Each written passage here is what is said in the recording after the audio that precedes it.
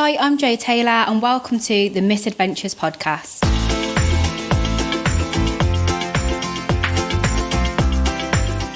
So this week we're joined by Shazia Mirza. So pretty big name this week, Stamps. Another famous. Yeah, so just give me a minute and I'm going to reel some of the things that she's been on. So Rod Gilbert's Growing Pains, Jonathan Ross Show, Travel Man, pretty awesome show, I like that one. Celebrity Island, Bear Grylls. I know, I'm jealous she met Bear Grylls. Yeah, The Late Late Show, and also, big one, Top Gear. Yes, she was the star in the reasonably priced car. Wait, was she on the one where she met Freddie? Do you think it was a Freddie one?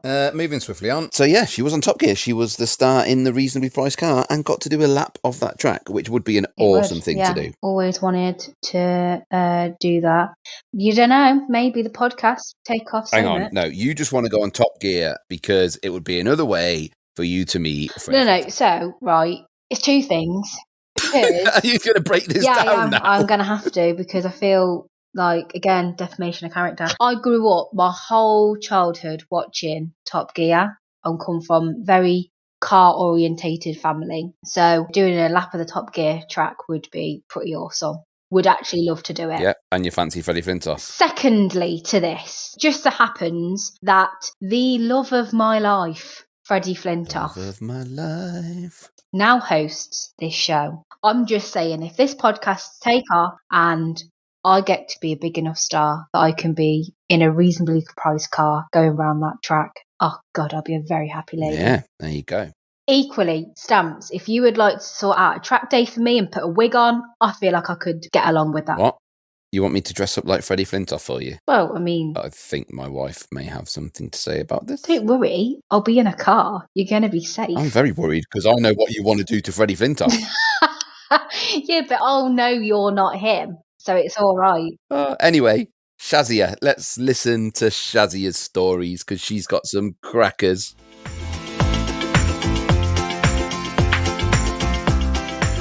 Shazia, how are you doing today? I'm okay, yeah. Yeah, got the Friday feeling? Yeah, very exciting. There's no such thing as the Friday feeling at the minute. Every day's a Friday. Oh yeah, like every day seems the same. When people say to me, did you have a good weekend? I think, well, it's been the weekend really, for a year. Yeah, exactly. I've been doing things in the week that I normally do at the weekend for a year now. So like did you have a good weekend? Did you do anything exciting at the weekend? No, it's the same as every other day. But I do think it's amazing when people say to you, did you do anything exciting at the weekend? And it's like, no, I'm allowed to do at the weekend at the minute what you're allowed to do at the weekend, which is nothing. So if you've done nothing, you can assume that I've done nothing. Yeah. Well, hopefully that changes soon. Yeah. And yeah. I think, well, what have you been doing that I'm not allowed exactly, to do? Yeah. I'm now more intrigued about your weekend. Where have you been? Yeah, what did you do at the weekend? Going to a party with 7 other people, indeed. I don't know anybody that's done that. I don't know anyone. I haven't been invited to any parties. No, I never get invited anywhere. Well, I'll have a party when we're allowed a few people and I'll invite you both. How about that? You'll struggle to find 6 people. Well, I've got 2 right here. I'm a third, so... I'm not coming. Brilliant. Great. Thanks for that. Oh, goodness me. So, so things are going to start opening up again though soon, aren't they? Well, things are open already now. You have to sit outside and it's a bit cold, so... It's freezing cold. Yeah. But people are so desperate to go to the pub. Yeah, just determined, aren't they? They will. A few weeks ago, I drove past a pub and there was loads of people sitting outside and the pub wasn't even open. And I thought, this is so British. This was before the pubs opened. I thought, they're going to the pub and they don't give a shit whether it's open or not. It was a sunny day and they were sat outside, but the pub was shut. We're like, come close there, you can smell it. If you get a bit closer, you can smell it. Come on, get to the door. This is the English. That's what they do. The amount of people that I'm seeing sat shivering in pub gardens. Oh, I know. Just to get a pint. It's like, just wait a couple more. You've waited this long. Just wait till you can go inside. And for me, the most exciting thing is being at a packed bar. Yeah. Where everyone's shoving each other to get to the front of the bar, and you're leaning on the bar and some really good-looking bloke starts chatting to you. That's the pub. Not sat outside having beer served to you. Yeah, I totally agree.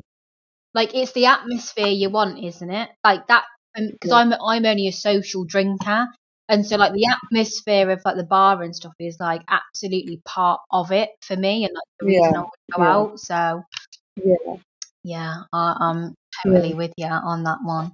And it, like, the thing is, this time, was it last year or the year before? It was so, that last 2 years, it's been so hot at this time of year, hasn't it? And then it's like, obviously, the year where the only thing you're allowed to do is socialise outside, and it is Baltic. I think it was last year during the lockdown, and we were locked up, and it was 100 degrees. Yeah, last summer was crazy. And it was like April, May, and it was boiling. I loved it, actually. I loved being locked down during that time. We were working from home in the garden, not doing that in the minute. Yeah. Oh, the good old days. When we thought the good old days. About 4 weeks. Oh, goodness. We were saying the last thing I will say on lockdown, and just made me laugh yesterday. We actually went out yesterday. We went to a theme park. We took our kids to a theme park because it was open. And the amount of people who had kids on the rides with face masks on saying, "Look at mummy and I want to take a picture." It's like, what are you taking a picture of? Their eyes? Really? Show me how happy you are with your eyebrows. It's like, what are you? It's just bizarre. And a thumbs up. And then people rushing to look at the post-ride pictures. It's like, you've got a mask on. Anyway, I'm going to shut up. But it's part of history, though, isn't it? Like, you know, when they're old, when them kids are old, and they've got like the photo albums and stuff, and it's like, oh, there's your granddad, Jamie. He's, you know, on the ride there, like with his mask on, because that's what we used to have to do in 2021. I said that, but I said it's either going to go one or two ways. It's either going to be looking back going, do you remember that year that we had to wear the masks? Or it's going to be looking back going, that was the first year we had to wear the masks 20 years later. Don't even go there. It's a sobering thought. Right. I'm going to be quiet, Joe. You do your thing. I'll do my thing. So, Shazia, let's get on to the travel. So you've been to a few places actually that we haven't covered on the podcast yet, which is pretty exciting. Going straight into it, so you've done some comedy, haven't you, in Kosovo? Tell us all about that, because there is a story behind it. I used to get invited a lot to do gigs abroad. And this is not just before the pandemic. This is, say, about 10 years ago. There used to be some amazing gigs abroad. I've been to some amazing places to do comedy. And the British Council, a few times they took me to places to do comedy. One of them was India. They took me to India a few times.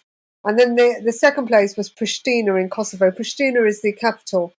And they said to me, you know, we just want you we'll fly you over there. We want you to go over there and we want you to do an hour of stand-up comedy to the people that are working there. Some of them are US soldiers, some of them are British soldiers, and there are kind of aid workers and loads of people that are working for the British government, but they're situated in Pristina. It was really exciting because, you know, I only wanted to be a comedian. I never knew that, you know, the British Council would fly me to this place I'd never even heard of in the middle of nowhere to do comedy.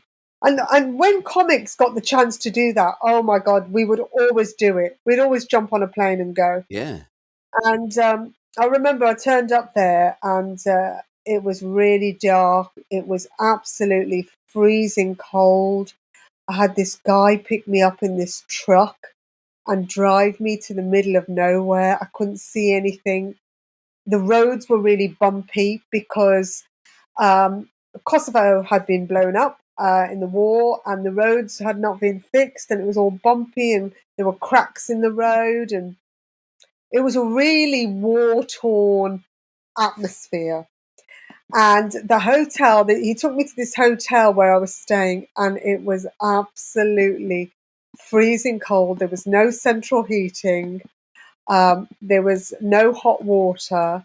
And it was so cold, they had animal rugs on the beds to keep you warm. And then I get to the gig, and at the gig, there's no electricity, there's no lighting, there's no heating, there's no stage, and there's no microphone. The stage is made up of some crates that they put together, some fruit crates. I had to stand on them for an hour and do some stand-up to these people who are also standing because there's no chairs. And before me, a guy goes on. He's a Swedish comedian, and he does an hour of stand-up. I watched him, and there was a language barrier because he was Swedish.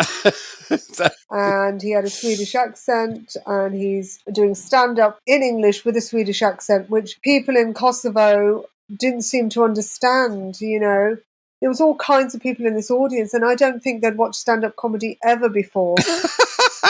And they just didn't know what was going on. I've seen this comedian so many times. I knew he was funny, but it was a real struggle. Nobody knew what was going on, and I thought, I can't go on after him and do an hour of the set. I thought, I don't want to do an hour of the same, because we know how this is going to go. Yeah. Standing in a freezing cold room, everyone's got their coats on. I bet you were counting down the minutes before it was your turn, weren't you? Yeah. And Kosovo, they were working there, they were aid workers, and it's a war-torn place. I just think it was just too much of a jump. Yeah.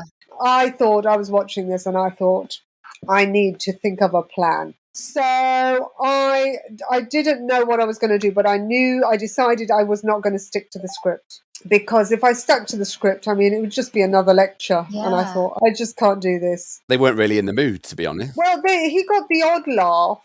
Yeah. And what I admired is how he kept going. Yeah. Because even though it is your job, you've got to want to enjoy it and stuff as well, haven't you? Because it's that instant feedback that you gets you to keep going. Some people got it, and most people didn't. And what happened is, I admire any comedian. You're meant to do an hour. After 7 minutes how this is going to go, and yet you still find the audacity to carry on for another 53 minutes. It was really admirable. And I looked at him and I thought, well, this is what you've got to do, because we're getting paid for it. Yeah. The British Council have flown us over. We've got to do the job no matter how bad. And I went on and I thought, I'm just not doing jokes. And they looked at me like I was going to be even worse. And so I saw this woman standing in the front row, and she had a massive handbag with her, and she went to the toilet. And when she went to the toilet, my instinct was, I just kind of jumped off the crates, and I went into the audience, and I grabbed her bag, and I brought it back to the stage area, and I went through her bag in front of the audience. Oh my goodness. And it was a big bag, and she was still in the toilet, and I thought, do you know what? I'm just going to go through this and see what comedy I can get out of it. I'll get some out of this. Because there's no language needed. This can be visual. I went through the bag, and it was unbelievable. This woman had in there a dildo. I swear to God, she had a dildo. She had lollipops. She had a brush, but the brush was not a brush you would use on your head. It looked like a brush you would use under your armpits or on small. It was mad. It was the size of a key ring. It was like you'd use it under your armpits or on smaller areas of hair. And there were handcuffs in there. There was a cigarette lighter. There was clothes. There was a banana. It was like Honestly, I couldn't have written a better set myself. It was just unbelievable. And I thought, thank God for this, thank God for this. And I spent an hour going through this woman's handbag. The audience were laughing hysterically. The woman comes back from the toilet while I'm still doing Oh this. my God. And she doesn't notice for about 5 minutes that is her handbag. Oh no. And she's standing there staring at me like, I know these things, but I can't place where they're from. Yeah. And everybody found this hysterical that she'd come back from the toilet and just stood there, watched it, not realising that this was her bag. And it got more and more bizarre. So then she did notice. Then it escalated. What are you doing with my bag? I said, look, I just thought it was funny. You were in the toilet. And to be fair, she thought it was funny as well, up until the point that she realised it was her bag. What was the item that made her realise? If all that hadn't... It was the dildo. I got it out. It was very bright. I was waving it about. And she suddenly went, That's my dildo. That's my bag. And everybody started laughing madly. It was mad. And honestly, the audience were hysterical. And I was just standing there. I couldn't believe that I was generating this laughter from a terrible situation of no heating, no lighting, no seating, no microphone, no stage, no English.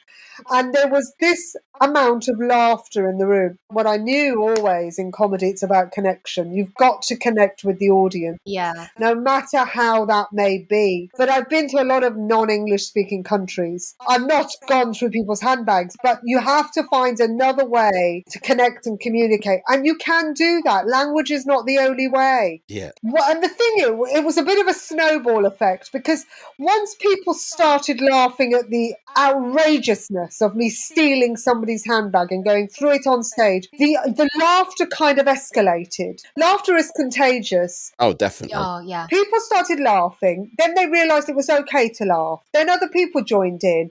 Then everybody was in on it. Then the woman comes back from the toilet and she was laughing up until the point she realised it was her bag. Then it was like that took the laughter to a new level.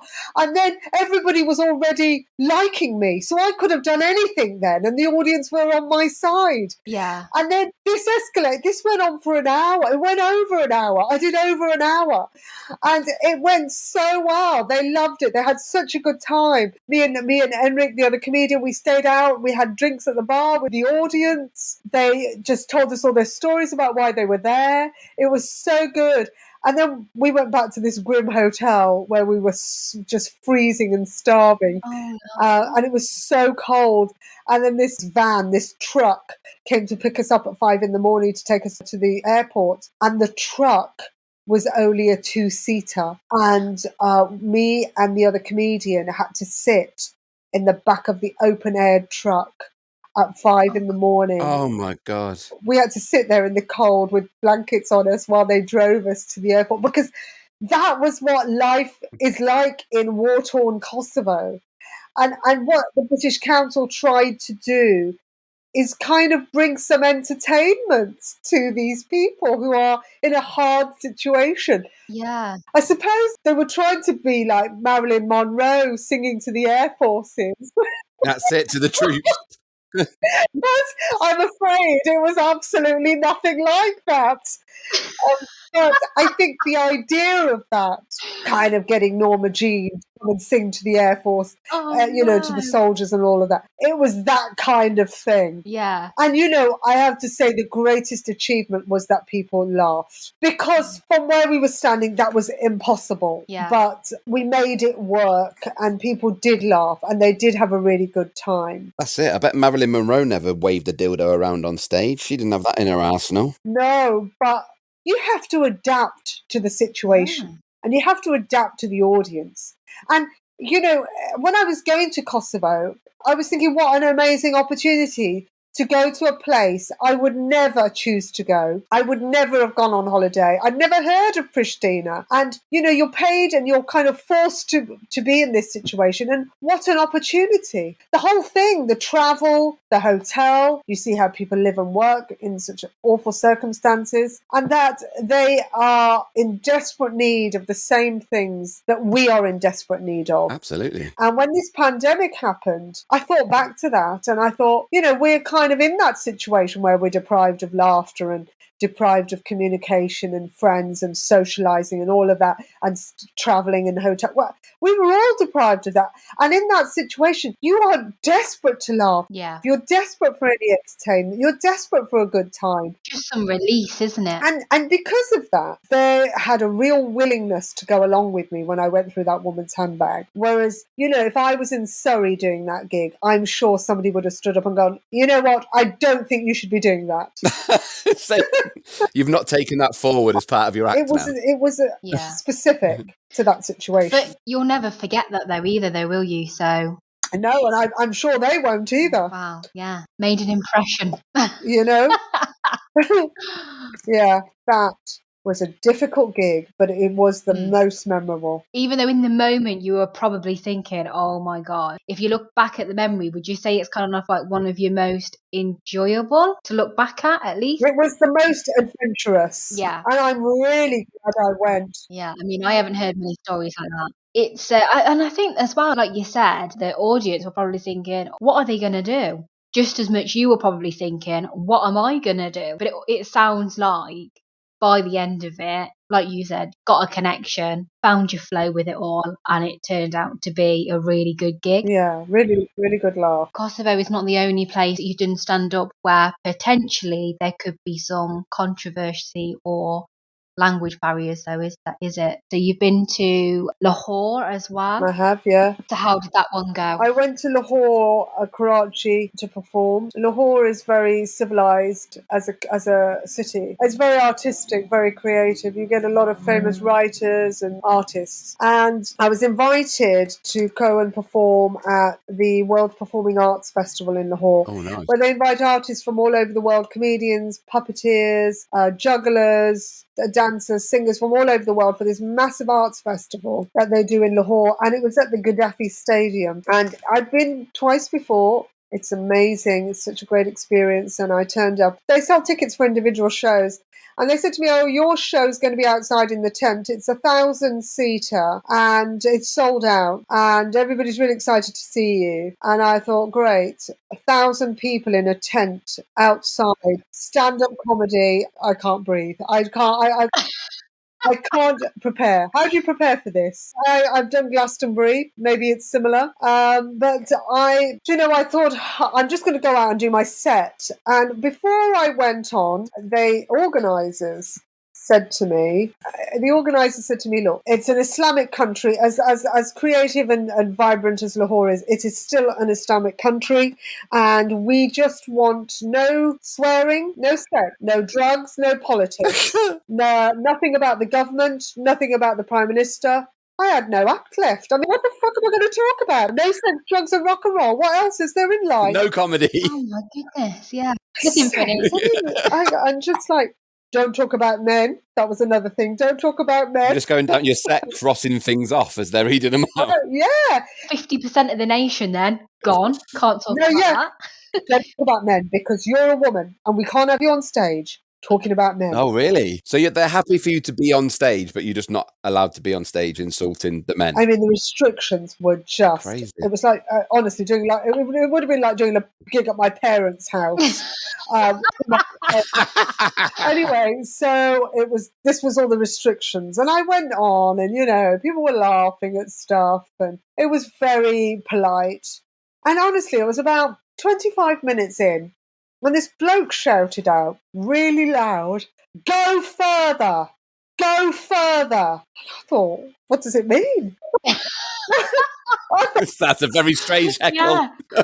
Is this some Pakistani thing that I don't know about? Go further! Further where? And he went, come on! More stuff, more stuff! And then somebody else shouted out, spice it up, spice it up. And then I thought, okay, so they They want me to go, edgier, whatever. So I thought, okay. You've asked for this. So I told an anal sex joke. So no messing about, straight in there. I went straight in there with an anal sex joke, and I can't describe it. It will absolutely brought the tent down. The laughter of 1,000 people gasping for breath at this anal sex joke absolutely brought the tent down. People were screaming and whistling, and they absolutely loved it. So I realised I was censored on behalf of these people, and that's not what the people wanted. Yeah. People wanted what I do with every other audience all over the world. They want the filth. That's why they're there. Yeah, absolutely. Wanted the sex, the drugs, the men, women, rock and roll. They wanted stuff about celebrities. They wanted stuff, what I do everywhere, what is normal. That's what they wanted. And I was told not to do that. And thank God that man heckled me, because I would never have known. And what happened after that was, it was sex, it was anal sex, it was relationships, it was men, women, and they absolutely loved it. From that point onwards, I got real laughter, I got real feedback. Yeah. What I realised is that just because it's an Islamic country, that doesn't mean anything. People are people wherever you go. Yeah. They want the same things. They experience the same things. Yeah, funny's funny, isn't it? They are human beings, just like everybody else.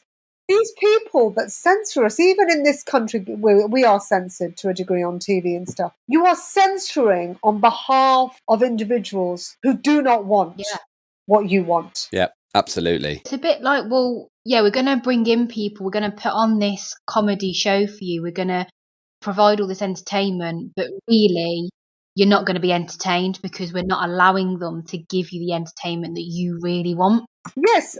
What these people did was they flew me over there. They put me up in a really great hotel. I had a fantastic time, great food, and they wanted me to provide entertainment that they had censored. So they still had the control over the thing that I was there to do. Yeah. Yeah. But when you're a comedian, you're on stage, you're in the moment. You do things and you say things that are not planned, that are improvised. Yeah. Well, you're being egged on, aren't you, by their reaction. So. Yes, and I that's what I did. I reacted to that man's heckle. It changed the gig, because I was only booked to do one gig, and after that show, I did 5 extra shows. Oh, wow. I realised that if you're an artist of any kind, I remember David Bowie saying this. He said, I never play to the audience. I never play to the crowd. He said, I'm very selfish as an artist. I always do what I want to do. I write and I say what I want to say. And he said, if people like it, they like it. If they don't, they don't. Yeah. But it's what I want to do. I never play to the gallery. That is why he was an icon. Well, if not, then you're not being you, are you? You're not being the artist that people have come to see. No, and that's why he was an icon. That's it. You can't argue with Bowie. I think all the great artists do what they want to do. So what about the people who told you what you could and couldn't say? What did they say when you came off the stage? Well, see, people are very influenced by money. So when they saw that the 1,000 had sold out and they had to put on 5 extra shows, and they were making a shitload more money than they thought they were going to make, you were forgiven. All of a sudden, they let me do what I wanted to do. Yeah. There were complaints, I have to tell you, there were complaints, but the majority of people, they loved it, they enjoyed it. It just proves, though, the reaction from the crowd is what the vast majority of people want, isn't it? Because you had such a brilliant reaction. It's probably just what they needed. Yeah, a bit of release. What was the joke you told them, Shazia? I think we need to know. I said, I have never drunk alcohol in my life because it's against my religion, but I have taken it up the arse a couple of times. Oh my goodness. Well, apparently I wasn't on my own. Apparently 1,000 people in Lahore were also doing the same thing. So they totally related to what I had said and done.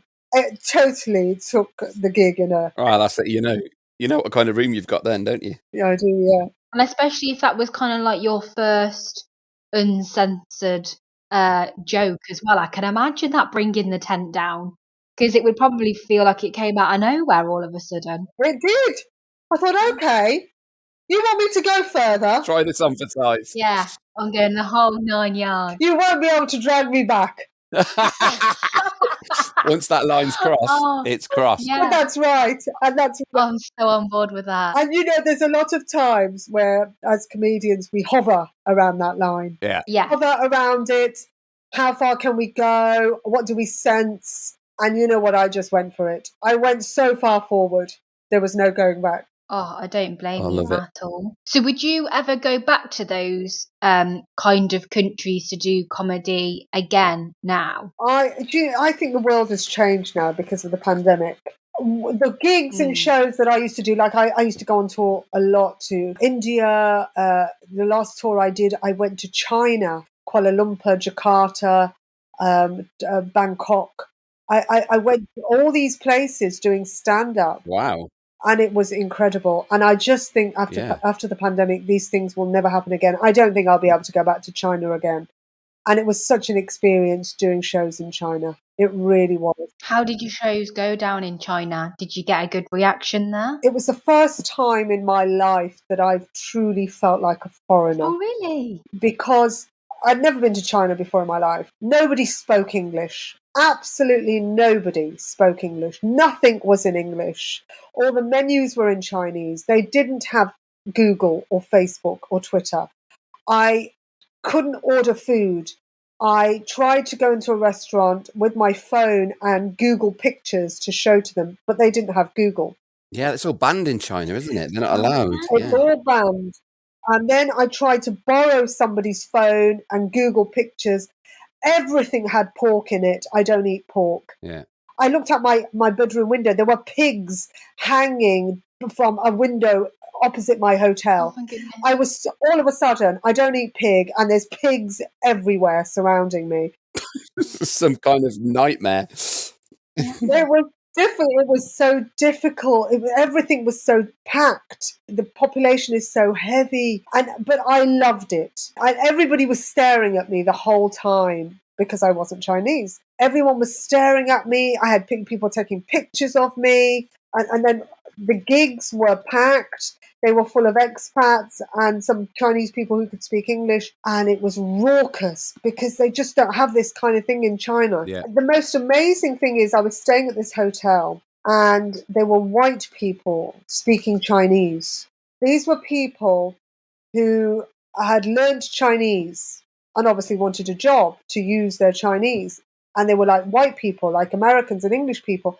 And this was the strangest thing, to see white people talking fluent Chinese. It was such a shock to me to be in a place where I totally felt like a foreigner. Yeah. And I understood then what it must be like for people that come to England who are like Polish, Estonian, Slovakian, all these people that come over here, can't speak English, and want to work here. And they can't speak the language and they can't communicate. It's like, on one hand, it's very isolating.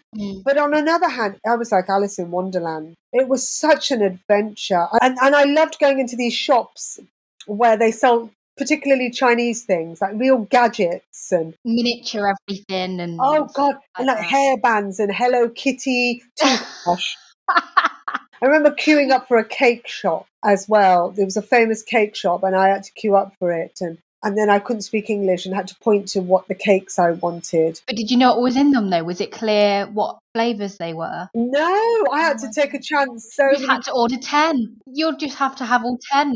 Well, there was one cake. It looked like a red velvet cake, but it wasn't. And I didn't know what it was till I ate it was almond.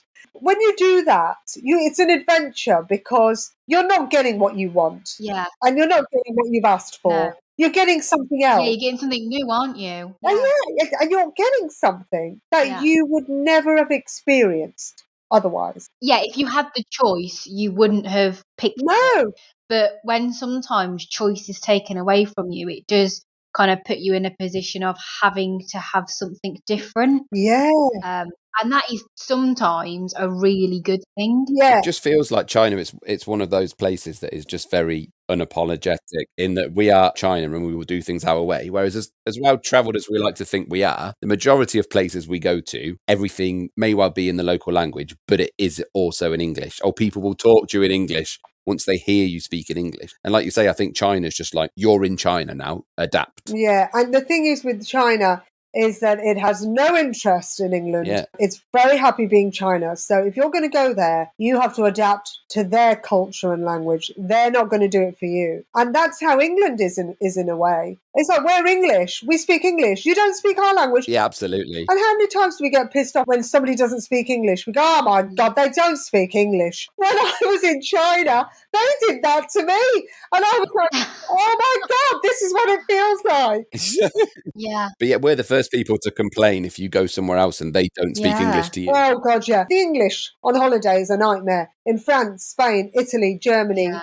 Greece. Oh my God, they don't speak English. It's not England. That's why. They're not English. No, awful, aren't we? But the Chinese people, though, just like individuals that you met, what were they like? Were they quite kind of, did they think you were like exotic? You know, coming over from England? Did they want to help you? Well, when I go abroad, when I'm in Greece, they think I'm Greek. When I'm in Italy, they think I'm Italian. When I'm in Spain, they think I'm Spanish. Well, when I was in China, they saw a brown person. But then when I started talking English, which they didn't understand, they got terribly confused. Yeah. They didn't know what I was or where I was from. And I had a lot of people asking me if I was from Mongolia. Which I thought was even more bizarre. Yeah, just picking that out of thin air. I was like, Mongolia? Where is that? Out to Mongolia. Mongolia is below Russia. And there's a lot of people in Mongolia that have kind of brownish skin and they have very specific eyes, specific features. And they couldn't understand where I could possibly be from. But they must, because Mongolia is near China and near Russia, they thought, well, she must be from there. I had a lot of people kept asking me if I was from Mongolia. And are you related to Genghis Khan? I never felt so foreign in my whole life. But did the comedy go down okay, though? Oh, God, it was amazing. Was it to a Chinese audience or was it? Yeah, there was a lot of Chinese that spoke English. And it was weird because my poster was all around the town. I remember walking out my hotel and seeing my face on billboards and stuff. And I remember thinking, I bet that these Chinese people don't know who the fuck I am. Yeah, did anyone see you next to one of your posters and was like, oh, you're that lady, I'm there? Is that you? It's such a weird experience to go to a country. I've had this before in Sweden, where I've been to Sweden and my posters and my face has been everywhere. And I've never been there to that country before. And you're automatically kind of famous before you get there. And all these people are seeing you, but you've never been here and you don't know them. And it's very strange. Yeah, I can imagine that is bizarre. But I think this kind of me going to China and, I was going to go to Japan as well on tour and all that kind of thing. I don't think it's going to happen again, or it's not going to happen for a very long time. Yeah, it might be a little while. I don't think it would be a case of it never happening again, because it's part of the industry, isn't it? Because people want to see stuff that's outside of their own culture. They want people from the outside to come in to show them something different and show them something new. So I'm sure it will get up and running again. It's just about when, isn't it? That's the thing. Yeah, it's going to be limited for a while, especially where you can go. I'm sure you'll be able to get out and do comedy to a non-English speaking audience probably sooner than you think, Shazia. Yeah. You've heard it here first. Joe's got a direct line to Boris. Absolutely, 100%. No, it's got to, though, hasn't it? It's just got to.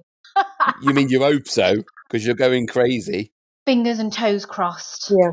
Oh, that's been really good. Been really fun sharing them stories. And like I said, they're definitely different to where we've been before on the podcast, and the stories are definitely different to what we've previously had. So thank you so much for sharing them. So I hope you enjoyed yourself. Thank you very much. Thank you. Thanks for having me. Bye. Bye.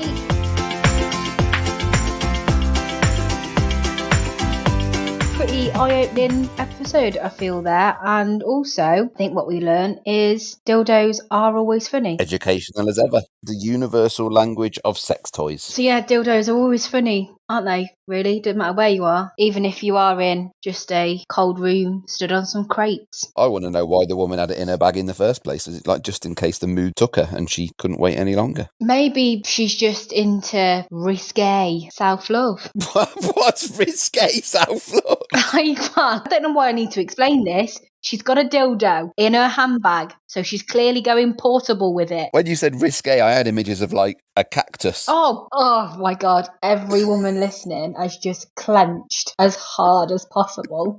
I mean, that's risque. That's not risque. That's fucking stupid. Oh my God. Oh dear. That is just horrific. On that bombshell. Yeah, I think that we are done, because I know I am. Follow us, like our posts, support us, and if you've got any stories, any misadventures of your own, DM us, let us know, and we could share them on the podcast.